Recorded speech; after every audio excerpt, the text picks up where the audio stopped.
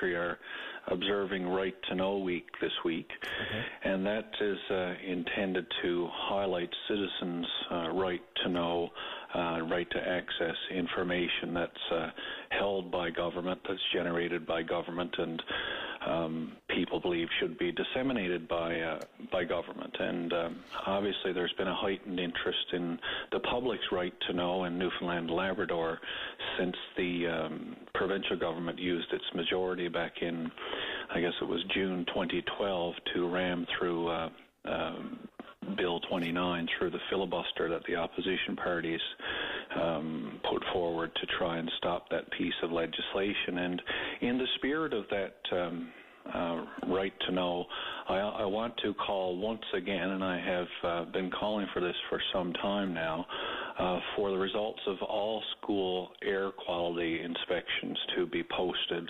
on the Open Government website, or at least on the internet somewhere that's easily accessible by the public.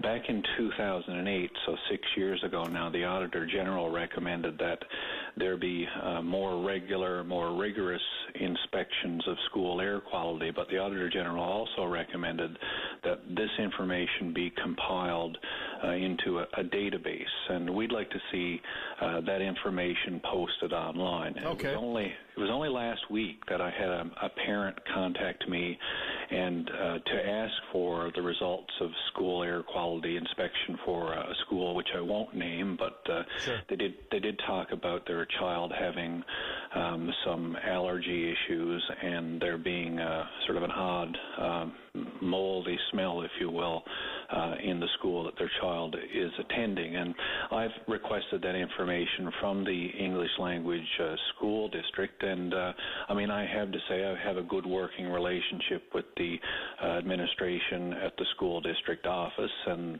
we've generally been able to deal with things without them, having to go to another level. But I'm still waiting on that. But I think Dale, I gotta ask.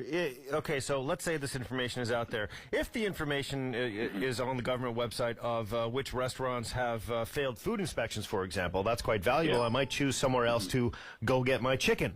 However, if I read online that my children are attending a school that hasn't had their air scrubbers changed in 4 years, I can't pull my kid out of school and bring him to another location. No, but we can certainly advocate for, changes in action with respect to air quality. And I don't expect that there are schools that have air quality problems continue to operate for very long without some drastic action happen. But as I said, I recently had someone contact me, and I have had people contact me in the past looking for this information. The information's available, and it's entirely within the spirit of what government has called proactive disclosure. So that's releasing information before people come looking for it. We know that parents are interested in this information, so why not, in the interest of proactive disclosure, if you want to release data and information that you've already collected, it's already in a database, why not allow that to be freely accessed by the public? Well, I suppose, yeah, it kind of makes sense. But I'll tell you one thing: you're gonna have a lot of people out there. Again, it's another make-work project, because you will have to have people to script and present this information in a tangible way that is useful for us to digest. If it is not, I mean, you end up with these documents on Open Government website that tell us that hey, Fire and Emergency Services did a good job. Who cares? Yeah, well, I don't know about that, but I think that air quality is certainly something that parents are interested in knowing more information about. I think it's something that teachers are interested in knowing more information about. Sure, yeah, if you're it's right. available. If it's available, but it should be. People should have access to it. And if they need someone like their member of the House of Assembly or a member of the school administration or someone else to interpret the information for them. That's exactly it. Interpret the information. Then so be it. But in the interim, what we have is a situation where people want the information. We have to wait who knows how long to get it before we even begin the process of interpreting it. But so Dale, what I'm saying is that it's available, so why not make it accessible to the public? Because if it's not useful useful, it's dangerous. If I find out that the air quality is level 5 out of 10, and, you know, perhaps that's acceptable by Canadian medical standards. I'm just making these numbers up. But if all of a sudden... hold on now. To make it up, though, I think you'd want to know more about the nature of these. But that's exactly it. If you don't know the nature about the air quality, if I don't know what the ramifications or the significance is about air quality being good or medium versus bad, and I decide to pull my kid out of school for a week and they lose the opportunity to be educated for that particular week because I don't know enough about air quality. Do you see what I mean? I don't think anybody's going to be pulling their kids out because they don't know how to interpret it. I'd expect that people would use good judgment in that respect. But, I mean, it makes no sense to continue to keep this information secret if it is available and people can, have access to it through a proactive disclosure. It's the same as a restaurant inspections as far as I see it.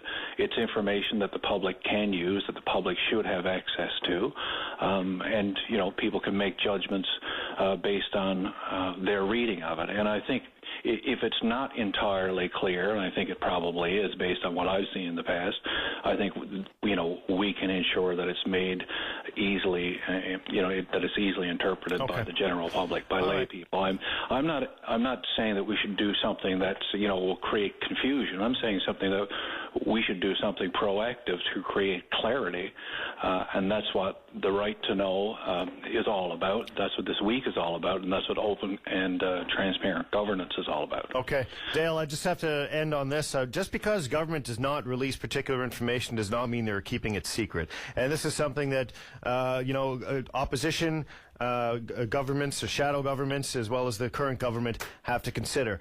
Sometimes you hold on to information as you're digesting it. Sometimes particular pieces of information are not necessarily more important than other pieces. Do you know what I mean? Air quality aside, I take issue with the idea or the notion that, you know, particular information is not released on a website and therefore the government is keeping it a secret. I don't think that is a default for any of us. I know that the government has a really lousy track record when it comes to public information. Yeah. I know that. I know Bill 29, you know, don't get me started. But not every piece of information needs to be released, nor does it, if it is not, have to be construed as a secret. It's certainly secret to the people who are trying to access it and don't have access to it. Yeah.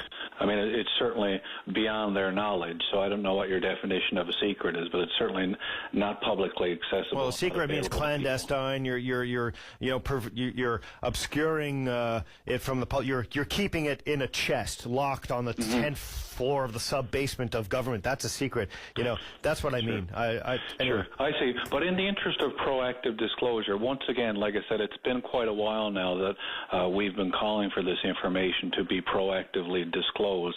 So I think it would be a great time during the Right to Know week for the minister to come out and announce that this is going to be put on their open website. They have a website now where all this information can be proactively disclosed, that we as members of the House of Assembly can refer the public to. Yeah. It only makes sense to allow people to access this information, and it's their children's health, it's the quality of our education, and, well, they paid for it after all. You're right. You've convinced me, and frankly, it is a good week for them to do it, and I'm actually now, thank you for bringing this to my attention, I'm curious as to what government will release during this particular thematic week. So, Dale Kirby, thanks for bringing this to my attention. We're late for the break. Got to go. Have yourself a great weekend, and I hope you're enjoying the sunshine today. Yep, thank you. Have a nice weekend. You too, sir. Take care. Bye-bye. Bye.